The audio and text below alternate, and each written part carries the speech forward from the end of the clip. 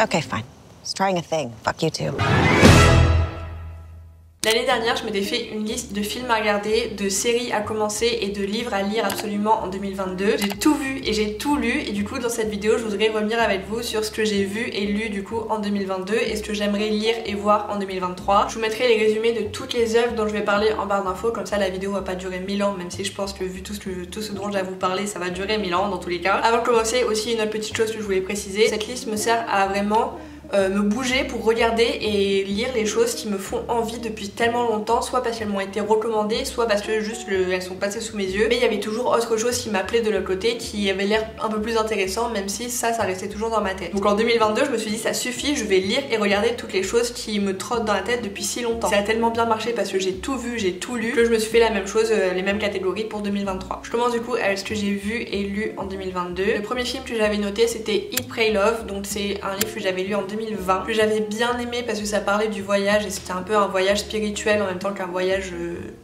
physique. J'ai bien aimé le film et je suis contente de l'avoir vu, mais j'ai pas été transcendée, ça m'a pas vraiment marqué, il y a aucune scène qui a vraiment eu un impact sur moi. Ensuite j'ai regardé Tom à la ferme de Xavier Dolan. Xavier Dolan c'est mon réalisateur préféré et Tom à la ferme était un des seuls films que j'avais pas encore vu avec Mathias et Maxime. Cette année du coup j'ai regardé Tom à la ferme et je comprends pourquoi ça a été le dernier que j'ai vu parce que ça m'attirait pas du tout. J'adore tous les films de Xavier Dolan sauf Tom à la ferme que j'ai pas adoré. Je l'ai pas aimé, je l'ai pas détesté, mais c'est de loin celui que j'ai le moins aimé de tous. Ensuite j'ai vu American Psycho que je voulais voir depuis tellement d'années. Je pense que c'est un des premiers films que je me suis dit celui-là il faut que je le voie un jour dans ma vie. Je l'ai vu, je suis contente de l'avoir vu parce que c'est un peu un classique du cinéma quand même, on en entend beaucoup parler, en tout cas dans les études que j'ai faites c'était un film qu'il fallait avoir vu. J'ai bien aimé l'ambiance j'avoue, même si c'est très glauque parce que c'est vraiment de la violence gratuite. C'est ça que j'ai beaucoup aimé, je pense que c'est juste la gratuité de la violence, c'était vraiment du sang et puis du sang fluo. C'est particulier comme histoire, je pense qu'il faut l'avoir vu, enfin est-ce qu'il faut l'avoir vu, est-ce qui je suis pour dire il faut avoir vu quelque chose, je sais pas. Si vous cherchez un film un peu classique à voir pour enrichir votre culture cinématographique par exemple,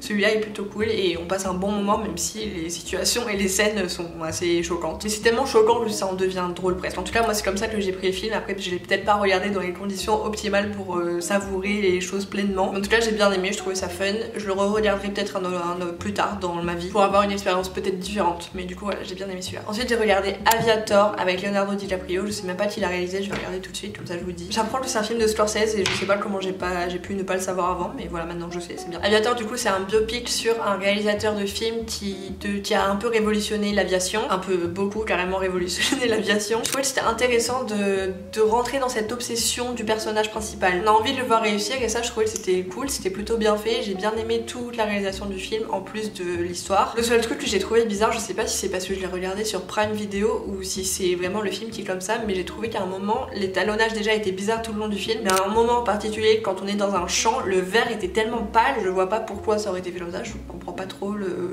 l'intention artistique derrière ça, ou si c'est tout simplement un souci dû à la diffusion sur Prime, je sais pas, mais je trouvais ça un peu bizarre et ça m'a un peu sorti du film à un moment. Ensuite j'ai regardé L'ombre d'Emily, je me rappelle plus du titre original, mais donc L'ombre d'Emily avec Anna Kendrick, je crois qu'elle s'appelle comme ça, et Blake Lively. Je trouvais que c'était un film fun, plutôt sympa à regarder, donc c'est un thriller, j'imagine que ça a été adapté d'un livre, parce que je sais pas, dans la réalisation ça se sentait un peu, peut-être que je me trompe, je vais vérifier, comme ça on le saura tous. Ça a été adapté d'un livre de Darcy Bell. Donc voilà, j'ai regardé ce film que j'ai beaucoup aimé, j'ai trouvé le scénario cool, je trouvais que le thriller était intriguant, il y a plein de rebondissements jusqu'à la fin et je me suis un peu laissée surprendre par tous les twists. Et l'élément principal pour lequel j'avais décidé de regarder ce film en premier lieu, c'était parce que j'adore les deux actrices principales. Donc voilà, si jamais vous aimez Anna Kendrick et Blake Lively, je pense que vous aimerez beaucoup ce film. Ensuite je m'étais noté une liste de films que je voulais revoir, donc j'avais noté en premier L'étrange histoire de Benjamin Button, je crois que c'est ça le titre long. J'avais vu il y a très longtemps, je savais déjà que j'allais aimer, je me suis juste un peu laissé porter par l'histoire, donc j'ai pas d'avis critique à vous proposer dans cette vidéo là, mais j'ai beaucoup aimé. Si jamais vous l'avez pas encore vu, je vous conseille de le voir parce que c'est un film unique, vraiment il y a aucune autre histoire qui s'en rapproche je trouve, et en plus ça a été réalisé par David Fincher. J'ai pas grand chose d'autre à dire sur ça, c'était très bien. Ensuite j'ai revu Baby Driver, je suis déjà, rien que de voir le titre ça me donne envie de sourire. J'adore ce film et quand je l'ai regardé avec Romain du coup cette fois-ci, parce que je l'avais déjà vu en 2017 je crois, je me rappelais que j'avais adoré ce film pour son montage et pour sa bande originale qui est exceptionnelle. C'est une de mes grosses inspirations au niveau du montage parce que c'est tout le montage est calé sur la musique et ça j'adore, je pense que vous l'avez déjà remarqué du coup dans mes vidéos, et je sais pas, les scènes sont tellement peps, genre je sais pas comment vous décrire. Et du coup je disais à Romain, à chaque nouvelle scène je disais ah ça j'adore, ah j'adore, ah là là j'adore, ah j'adore. C'est un jeune en gros qui conduit des voitures pour des braquages, mais il fait que écouter de la musique et c'est vraiment trop bien. Ça montre aussi l'importance du son dans le cinéma et du son en général dans la vie, et je trouve que c'est un film à voir. Donc s'il vous plaît, si vous deviez retenir qu'un seul titre parmi toute cette vidéo, regardez Baby Driver, c'est super. Ensuite j'ai revu I, Tonya, pareil c'est un film que j'ai adoré, c'est pas mon préféré de tous parce qu'il y a Baby Driver juste au-dessus, mais si sans lui ça aurait été ça. J'ai adoré de nouveau ce film, c'est un biopic sur une patineuse artistique. C'est vraiment un film magnifique et l'actrice principale, donc Margot Robbie, est exceptionnelle. Je me rappelle encore d'être dans la salle de cinéma et d'être scotchée à l'écran, de pas pouvoir détacher mon regard une seule seconde de son visage qui se déformait au moment de son discours de fin. C'était un moment mais grandiose, vraiment c'était un moment de cinéma qui m'a marqué parce que vraiment j'étais prise au trip. Et donc ça c'est juste la scène de fin, mais tout le film en général est super. J'ai jamais entendu autant de fois le mot fuck dans un film que dans celui-là. C'est un film tellement violent, enfin c'est une vie tellement violente pour une patineuse artistique qui est censée être plutôt délicate. Et je trouve que le contraste est super bien mis en valeur par la réalisation du film, que j'ai adoré. Et il y a un plan, là ça y est ça me revient, elle est sur la glace et il y a un plan séquence il me semble, hein, qui part d'en bas et qui la filme de haut. Enfin c'est vraiment magnifique, la réalisation est incroyable aussi. Je vous recommande à 100% I, Tonya qui est super, même si vous aimez pas forcément le patinage artistique. C'est un magnifique biopic que je vous recommande. Encore une fois, si jamais je vous l'avais pas déjà dit, je vous le répète. Ensuite dans les documentaires que je voulais voir, j'en avais noté deux. J'avais noté Derrière nos écrans de fumée que j'ai vu et dont je n'ai aucun souvenir. Donc je sais que je l'ai vu, ça c'est sûr, mais ce que j'en ai pensé, je ne sais pas. Donc je n'ai pas grand chose à dire par rapport à ça. Ensuite j'ai regardé le documentaire sur Angèle que j'ai bien aimé parce que ça nous plonge un petit peu plus dans sa vie, donc on apprend à la connaître un petit peu plus. Mais j'avoue je suis un peu restée sur ma faim, je m'attendais à en voir encore plus. Ensuite j'avais noté des séries à commencer. J'avais noté Hollywood, c'est une série qui parle du cinéma. C'est vraiment, ça ne parle que du cinéma, mais dans les années 50 je crois. Et ça parle du monde du cinéma, donc de tous les travers. On voit de la drogue, on voit du sexe, on voit du racisme. Donc ça aborde plein de sujets que je trouve très intéressants. Je pense que si vous aimez le cinéma, ça vous plaira. Si vous aimez pas le cinéma, éviter parce que ça ne parle que de ça. Ma caméra a coupé et j'ai perdu du coup le dernier fichier dans lequel je vous parlais de toutes les séries que j'avais terminées et de tous les livres que j'avais lus, donc je vais recommencer. Je vais vous parler de Normal People que j'ai terminé de regarder en 2022. J'ai largement préféré la série au livre. J'ai pas adoré et j'étais un peu déçue du coup, mais j'ai bien aimé quand même parce que la série m'a fait pleurer, ça m'a fait ressentir des choses, alors que le livre j'ai vraiment rien ressenti presque. Je vous en reparlerai après quand je vous parlerai du livre. Ensuite j'ai commencé à regarder Breaking Bad qui est une série qu'on me recommande depuis tellement d'années, que mon père me recommande aussi depuis longtemps. C'est une excellente série, il paraît. J'ai regardé seulement le premier épisode pour l'instant. J'ai bien aimé, j'ai envie de continuer, mais j'ai pas été suffisamment happée pour continuer d'une traite. Pour l'instant j'aime bien, j'adore pas encore, mais j'ai hâte de voir la suite pour voir ce que j'en pense. Ensuite j'ai commencé à regarder Euphoria. J'ai pas terminé la première saison je crois. Et juste avant du coup, avant ça coupe, je vous disais que si jamais vous avez regardé Grey's Anatomy et que vous découvrez Euphoria, vous faites ça dans cet ordre là, donc Grey's Anatomy, ensuite Euphoria, vous allez avoir un choc. C'est le moins qu'on puisse dire je pense. C'est une série qui me plaît suffisamment pour que j'ai envie de la continuer, mais la preuve en est, enfin si j'ai pas continué à la regarder dès que j'ai commencé, c'est que ça me plaisait pas tant que ça. Donc j'aime bien mais j'adore pas encore. Par contre je comprends pourquoi tout le monde aime, genre je vois. Ensuite j'ai regardé Squid Game dont j'entendais parler depuis tellement longtemps, c'était genre un phénomène en 2021. Je suis contente de l'avoir enfin regardé parce que c'est une série que j'avais, enfin je sais pas, c'est une histoire, c'est tellement unique, mais je vous le disais juste avant que c'était une expérience de visionnage très particulière parce que j'ai essayé de regarder ça en VO avec des sous-titres en anglais, puis après avec des sous-titres en français. Ensuite j'ai essayé de regarder en anglais, ensuite j'ai essayé de regarder en français, mais ça m'a pas empêché d'aimer parce que je trouve que c'était une série intéressante parce qu'elle était unique. Vraiment c'est juste ça qui m'a marqué, mais j'avoue que j'ai pas passé un excellent moment devant cette série. De toute façon qui passe un bon moment devant Squid Game, je sais pas. J'ai vu qu'ils ont fait la version britannique je crois sur Netflix. J'ai envie de regarder quand même par curiosité, mais je pense pas que j'aimerais. J'ai pas adoré Squid Game non plus, hein. J'ai bien aimé, je suis contente de l'avoir vu, je trouve que c'est une bonne série et je comprends pourquoi tout le monde adore, mais j'ai pas adoré du plus fond de mon cœur. Alors que dans mes séries à terminer, j'avais noté This Is Us, et This Is Us, ça par contre j'ai adoré du plus profond de mon cœur. C'est une de mes séries préférées au monde. Je la trouve tellement bien réalisée, elle est si bien écrite, le montage est super, les musiques sont super, les acteurs sont super, tout est parfait. Genre This Is Us c'est vraiment une excellente série que je trouve, enfin c'est la meilleure série que je connaisse. C'est pas seulement par rapport à mes goûts, genre c'est vraiment une série excellente je trouve, d'un point de vue objectif. Les thématiques abordées sont tellement plurielles, enfin ça parle de tout, ça parle de la vie, ça parle des gens, des relations. Je me sens trop bien quand je regarde This Is Us, je me sens aussi bien que mal parce que c'est très triste parfois, souvent. Le premier épisode est tellement, genre si vous regardez le premier épisode. C'est le meilleur pilote que j'ai vu de ma vie. Regardez This Is Us si jamais c'est pas encore fait. Ensuite, je voulais absolument terminer Riverdale que j'avais commencé en 2017 quand c'est sorti. J'ai adoré les 2 premières saisons. La première, je l'ai adorée. La deuxième, j'ai bien aimé. À partir de la troisième, j'ai plus trop accroché. Et la dernière, c'était vraiment la pire de toutes. C'était ça allait que en descendant. Je continue à regarder Riverdale pour les personnages, pour l'ambiance, pour les décors, les costumes, pour la musique.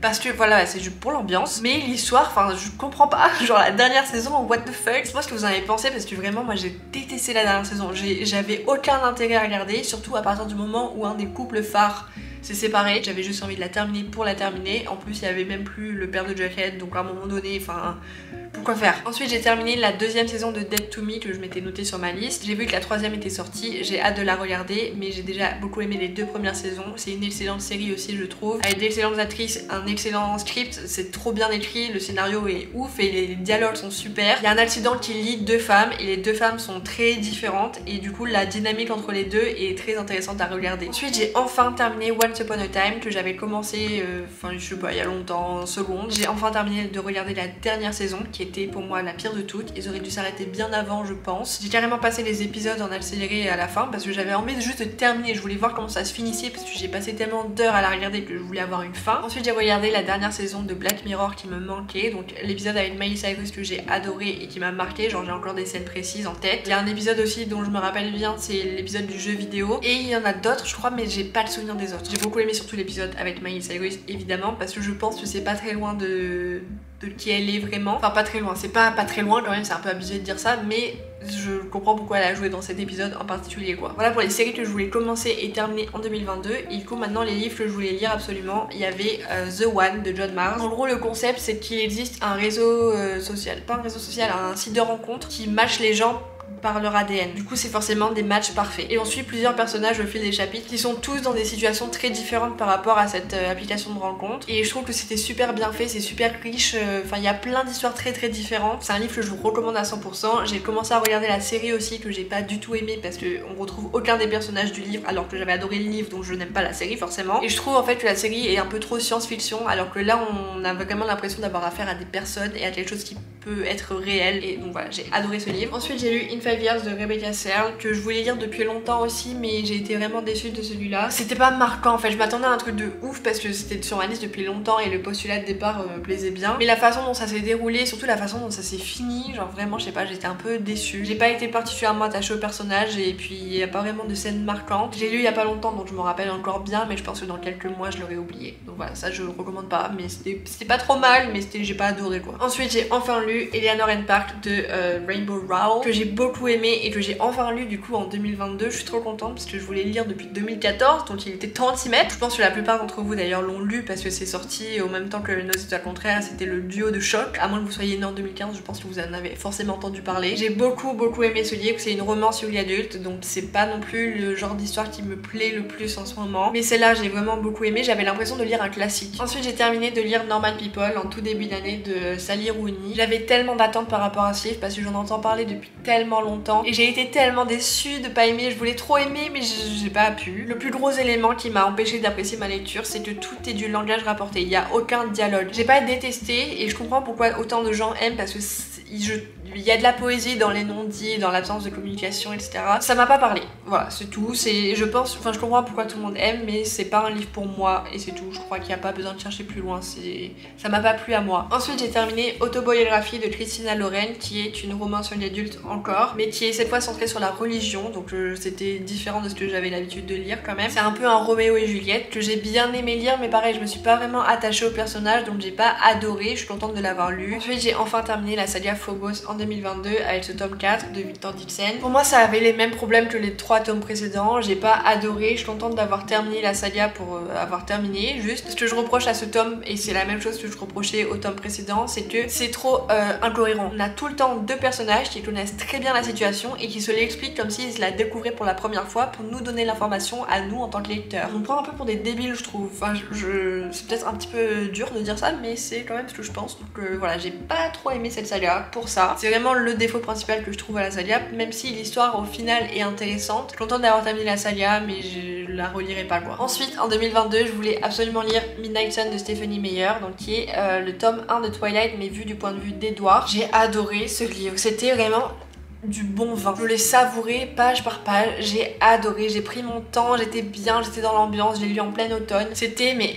parfait comme lecture, j'ai adoré chaque page et il y en a quand même beaucoup, donc c'est pour vous dire. C'est très différent du tome 1 et parce qu'on a des scènes bonus en fait, donc ça c'est trop bien et on a des scènes qui sont du coup vêtues pour la deuxième fois mais du point de vue d'Edward cette fois-ci. Alors le seul truc que je pourrais vous dire c'est que on a compris qu'Edward était torturé, que c'était un danger d'être avec Bella et tout ça, on a compris, c'est bon. C'est la seule chose que je pourrais reprocher à ce livre, c'est d'être un peu trop répétitif. Après c'est voulu pour vous montrer vraiment à quel point il se rabâche ça tout le temps depuis des siècles, mais je trouve que c'était un petit peu trop et c'était un petit peu, enfin voilà, pas besoin d'avoir mis 800 pages de oh là là, faut pas que Bella elle soit avec moi sinon elle sait pas à quel danger elle s'expose. À part ça j'ai vraiment adoré et c'est vraiment une plume différente parce que Edward s'exprime forcément pas de la même manière que Bella. Je suis trop contente de l'avoir enfin lu en 2022, j'ai adoré chaque page. Le meilleur pour la fin, j'ai terminé Here's to Us de Petty Albertalli et Adam Silvera. J'avais lu le tome 1 en 2019 et depuis 2019 je n'attendais qu'une chose, c'était de lire la suite et j'ai adoré chaque page. J'ai envie de pleurer rien que de repenser au moment que j'ai vécu en lisant ce livre. C'était tellement plein d'émotions, je suis trop contente d'avoir retrouvé les personnages principaux qui étaient vraiment des amours, genre je les aime. Les personnages principaux, les personnages secondaires, genre Dylan, déjà je me rappelle de son nom, je me rappelle du nom d'un personnage secondaire d'un livre que j'ai lu, c'est déjà énorme. Je sais pas comment vous dire à quel point j'aime ce livre, à quel point j'aime cette saga, à quel point j'aime ces personnages et cette histoire et leurs relations. C'est tellement beau, c'est doux,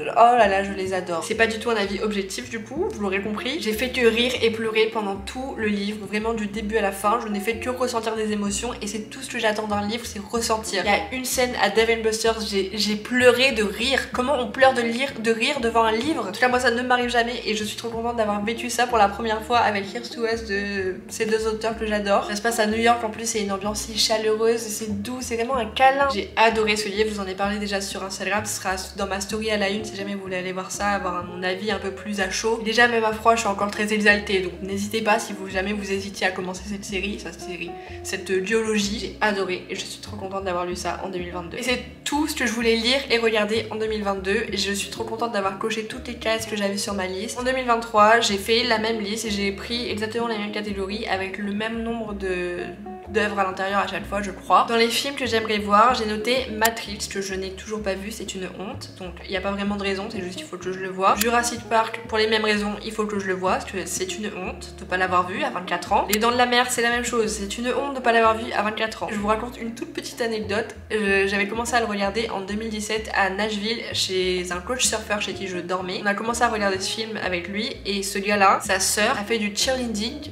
avec, tenez-vous bien, Miley Cyrus. Rien à voir, mais du coup il faudrait que je voie ce film, enfin que je le termine. J'ai noté Don't Look Up, donc c'est avec Timothée Chalamet, Jennifer Lawrence et Leonardo DiCaprio, je crois, je suis pas absolument sûre, mais il me semble que c'est les trois. Footloose pareil, c'est sur ma liste depuis très longtemps, j'adore ce genre de film, enfin je crois que j'adore ce genre de film parce que je l'ai pas encore vu, donc je peux pas trop vous le dire, mais il me semble que c'est un peu dans le même style que Grease ou Dirty Dancing. Donc voilà, j'espère que je vais aussi aimer. Dans les films que j'aimerais revoir, j'ai noté The Glass Castle, ça aborde des thématiques un petit peu, enfin qui me touchent personnellement là par rapport à ce que je vous ai dit avant, qui me touchait pas trop, là ça me touche vraiment beaucoup. C'est le souvenir que j'en ai, j'aimerais le revoir pour savoir si mon avis a changé par rapport à ce film, mais je me rappelle juste que j'avais énormément pleuré. Je trouvais que c'était un très beau film et donc rien que pour ça j'ai envie de le revoir. J'ai noté Divergente que j'ai pas vu depuis très longtemps et j'avais adoré en 2013-2014 quand c'est sorti. C'était la mode un petit peu à cette époque là, ce genre de film avec Hunger Games et tout, mais Divergente ça m'a vraiment beaucoup plus touchée. Ensuite j'ai noté un film, je suis sûre à 99% que vous ne l'avez jamais vu, que vous n'en avez jamais entendu parler même. Et si je me trompe, s'il vous plaît dites-le moi en commentaire parce que j'aimerais me lier d'amitié avec quelqu'un qui connaît ce film, qui est inconnu au bataillon. Vraiment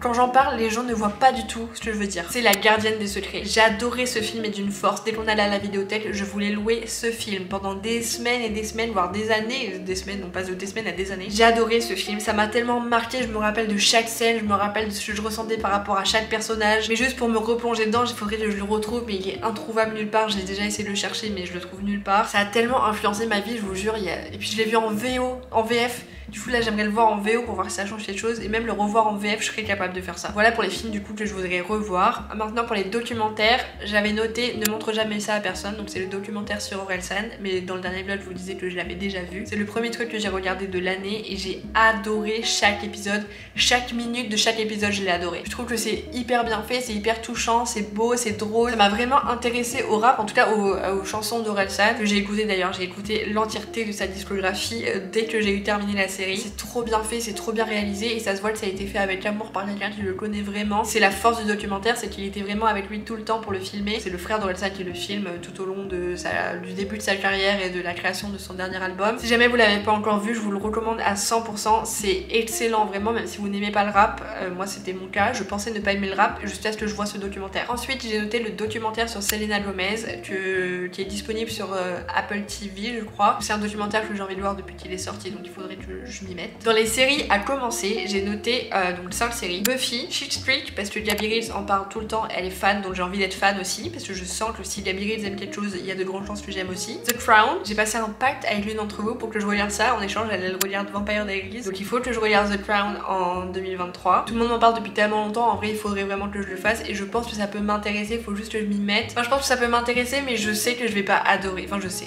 Je suis quasiment sûre que je ne vais pas adorer cette série. Mais j'ai la curiosité de regarder quand même, donc j'ai hâte de voir si ça me plaît ou non. Il faut absolument, en 2023, que je regarde Sense8. On me la conseille depuis le lycée, il faut absolument que je la regarde. Il y avait ça et Orphan Black, il fallait absolument que je regarde, c'est les deux. J'ai terminé de regarder Orphan Black en 2021, il faut que je regarde Sense8 en 2023, c'est impératif. Il faut aussi que je regarde Manifest en 2023, parce que ça a été la série un petit peu marquante de l'année pour beaucoup, j'ai l'impression. Et la première personne qui m'en avait parlé, c'était Emily, au moment où ça passait, c'était sur Salto, maintenant c'est passé sur Netflix et elle m'avait trop donné envie déjà de la regarder. À l'époque elle m'en avait parlé peut-être en 2019, un truc comme ça, avant que ce soit le phénomène que c'est aujourd'hui. Et du coup depuis ce jour là j'ai envie de regarder, mais comme c'est revenu un petit peu au goût du jour, j'ai de plus en plus envie de regarder, c'est pour ça que c'est sur ma liste, il faut que je le fasse cette année. Parmi les séries que j'aimerais terminer cette fois-ci, j'ai noté Big Little Lies, donc j'ai seulement vu la saison 1 et il me semble qu'il y en a 2. J'ai noté Two Broke Girls, j'ai commencé cette série au lycée, il faut que je la termine à un moment donné, il faut mettre fin à ces choses. Atypical, je l'ai noté, ça me fait pas particulièrement envie, mais je me rappelle que j'aimais bien. Je sais que j'adorais pas, j'étais pas particulièrement touchée par...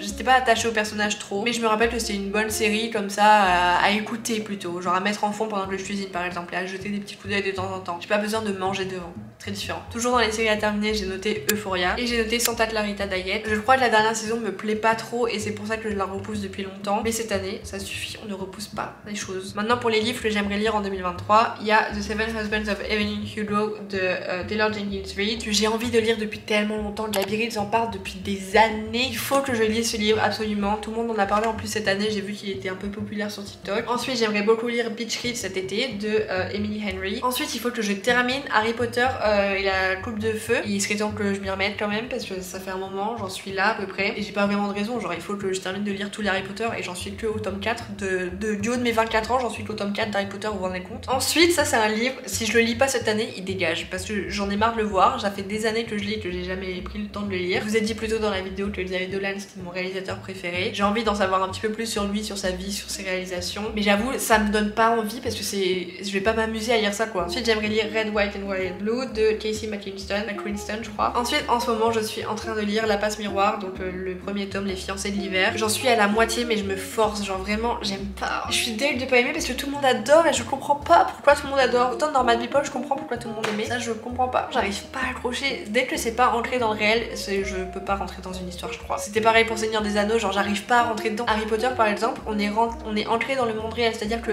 notre monde existe, mais les trucs un peu trop fantastiques comme ça j'aime pas vraiment. Et puis en plus le langage, je n'aime pas comment c'est écrit, genre vraiment j'aime pas. J'ai envie de savoir la fin, j'ai envie d'aimer, j'ai envie de continuer d'essayer, c'est un effort que je fais de lire ça chaque matin dans le bus quoi. Et pour terminer, encore une fois sur recommandation de Gabby Reeves, qui ne m'a pas fait une recommandation personnelle même si on dirait, c'est Gone Girl que j'ai envie de lire depuis très longtemps. J'ai déjà vu le film il y a un moment, film de David Fincher aussi, on en reparle, que j'avais beaucoup aimé et je me rappelle pas du tout de l'histoire ou très peu, enfin j'ai un vague souvenir. J'aimerais beaucoup lire le livre qui est à l'origine du film parce que je pense que ça sera encore mieux, enfin j'espère. Voilà, cette longue vidéo est terminée, je sais même pas si elle est longue mais moi ça m'a pris tellement de temps à filmer parce que j'ai dû refilmer des moments parce que ma caméra a coupé. En tout cas voilà tout ce que j'ai vu et lu en 2022 qui était sur ma liste de choses que je voulais absolument voir et lire en 2022. Et maintenant du coup vous savez ce que j'ai l'intention de lire et de regarder absolument en 2023. Évidemment je pense que j'ai pas besoin de préciser que ça ne sera pas les seules choses que je lirai et que je regarderai cette année, mais c'est les choses que je peux plus repousser, genre il faut que je le fasse à un moment donné. Vos devoirs pour cette vidéo, vous vous en doutez, c'est de me dire quelles sont les choses que vous aimeriez lire et regarder cette année en 2023 pour qu'on se motive ensemble à réussir. Sur ces belles paroles, je vous laisse après cette vidéo un petit peu chaotique en tout cas pour moi. J'espère vraiment qu'elle vous a plu, si c'est le cas ça me fait trop plaisir, n'hésitez pas à me le dire en commentaire et à laisser un like si jamais ça vous a plu et un dislike si jamais ça ne vous a pas plu, c'est très important, les deux sont